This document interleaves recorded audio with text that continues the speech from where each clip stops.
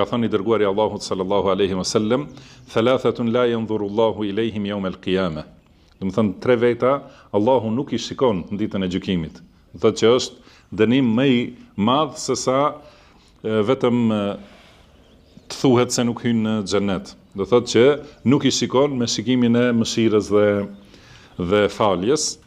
Ka thënë el-aqu li walidayhi, do të thënë ai i cili sillet keq ndaj prindërve të tij.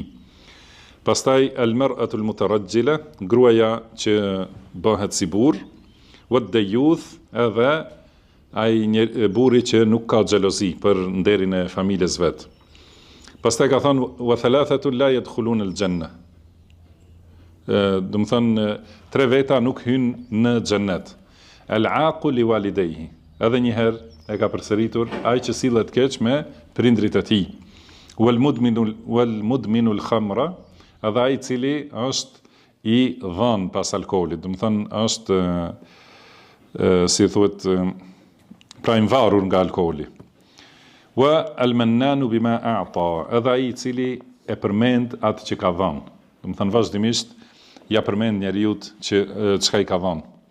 Gjithashtu transmetohet nga Anas ibn Malik radhiyallahu anhu se ka thënë pejgamberi sallallahu alaihi wasallam, la yaliju ha'it al-Quds mudminu al-khamr wala al-aqu li walidayhi, do të thënë nuk guxon të hyj në oborrin e Qudsit, ai që i bën keq prindër ose ai i cili është i varur nga alkooli, është i dhënë pas alkoolit, edhe ai që sillet keq me prindrit dhe ai i cili e përmend atë që e ka dhënë.